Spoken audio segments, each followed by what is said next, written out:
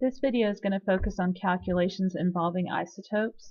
We're not going to focus so much on individual mass numbers, but how we can use those mass numbers to get the mass of naturally occurring isotopes, and also so we can determine what the masses relatively would be as a radioactive isotope undergoes decay.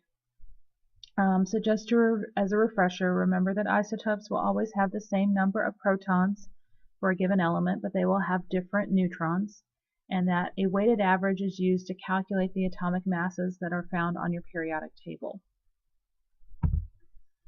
So to calculate atomic mass, we're going to take each of the mass numbers of our individual isotopes, and we're going to multiply them by the decimal form of the percentage at which we find that isotope in nature. So if we find an isotope more often than we find another isotope, it's going to have a greater effect on the average mass. I've got two isotopes listed here, but you could have however many isotopes you are present for that element that are naturally occurring could continue to be added on to get your average mass. So the first example I'm going to do with you has two isotopes. Naturally occurring bromine is 50.69% bromine 79 and 49.31% bromine 81. And I want to know what the average mass is of bromine in AMUs. So I've got my two isotopes, 79 and 81, and I've got the relative percentages of both isotopes. So I'm going to start by taking the isotope of 79, and we're dealing with atomic mass. It tends to be written in units of AMUs, so we're going to put after that 79 the unit AMU. We take the percentage of bromine 79, 50.69, and make it into a decimal by dividing it by 100. And then we would do the same thing with our second isotope, bromine 81. Because bromine 79 has a greater percentage, we would expect the average mass to fall closer to 79 than to 81. In terms of sig figs, I just want you to report your answers for atomic mass to two decimal places, just like we've been rounding them off this year. So when I do the multiplication and division, I get 40.05 for the first isotope and 39.94 for the second. When I add those together, that gives me an average mass of 79.99, which is just slightly closer to 79 than it is to 81. The percentages were not substantially different from one another, so it's not a surprise they were that close. In our second example, we're going to have a couple more isotopes. We have 4 total. This time the mass numbers presented as the top left-hand side of our symbol. We have isotope 50, 52, 53, and 54, and we're given their relative percentages. To calculate the average atomic mass this time, we'll start with our first isotope, isotope 50, and we'll turn that into AMUs and multiply it by its percentage, and then move it 2 decimal places over or divide by 100 to get its decimal form of its relative percent in nature. Our second isotope, isotope 52, has a much greater percentage, 83.79%. So if I was going to guess, I would suspect the average mass is going to fall closest to that particular isotope. I will do the same thing with the isotope for 53, 9.50 over 100, and isotope 54, 2.37 over 100. Again, I multiply each one separately and round them to 2 decimal places. You don't have to show me this step, but I do this just to kind of help you see why your answers might be a little bit different than mine. If you don't round them off beforehand, you will get a slightly different answer, and the reason I'm rounding is because the rule for multiplication division, sig fig wise, is different from addition subtraction. So those are my individual masses, of which each isotope is contributing to the average mass. We see 52 is contributing the lion's share, and when I add those together, I get that the average mass is indeed very close to 52, 52.07 AMU. So we've looked at naturally occurring isotopes. We're going to look at now are isotopes that are not found naturally in nature, those that are radioactive. And radioactive isotopes are something that you looked at in earth science when you looked at how they could study how old rocks were. And you can also look at it to study fossils to see their age because of some isotopes that have much longer half-lives and aren't as unsafe for you to be exposed to. Isotopes that are radioactive can decay in terms of seconds, minutes, hours, days, and years. and the decays are measured in what's called a half-life.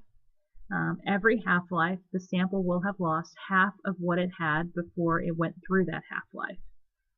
So we can see in the example down here below the picture, you started with 100% of your radioactive isotope, and as it went through one isotope, whether that be 5 seconds, 5 minutes, whatever the time was, it would go down to 50% of that starting amount. So this is very similar to the inverse relationship. Indeed, it is the inverse relationship we saw with Boyle's law.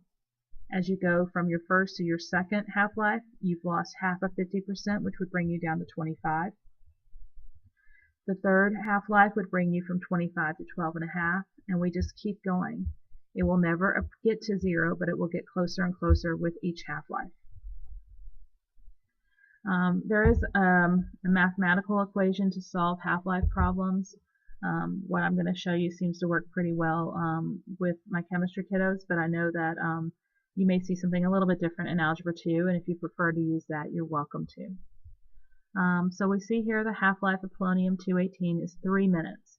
If you have 16 milligrams of that isotope, how much will you have after 9 minutes? What I always encourage students to do first is to figure out how many half-lives their sample went through. So I take the time the sample decayed for, which was 9 minutes, and I divide it by the half-life time, which is what it would have to go through a half-life. And that would be 9/3, which would be 3 half-lives. We won't be dealing with partial half-lives. You will either have a half-life or you will not. So what that tells me is my sample decayed 3 separate times, but I have to start with an initial amount to know what would be left at the end after the third half-life. So I set up a chart where half-lives are on one side and amounts are on the other. The 0 that's listed is my starting point, and you're told you started with 16 milligrams. Your amount will either go at the beginning or end of your chart. In this one, it goes at the beginning because we started with it. And every half-life, we lose half of what we had before, so we divide 16 by 2, and that gives me 8 milligrams. I divide 8 by 2 to get to my second half-life, which would be 4 milligrams. And then finally, at my third half-life, 4 divided by 2 would give me 2 milligrams. So that is the amount that's remaining after I've gone through 3 half-lives, which is the 9 minutes. And that's all that you would have to report for your answer. In terms of showing the number of half-lives, it's up to you if you want to show that to me. But you know my philosophy, the more work you show me that makes sense, the more partial credit I can give you. So we did one where you started with the initial amount and you went to the final, and now we're going to do the reverse. This time we are told the half-life of cobalt-60 is 10.47 minutes.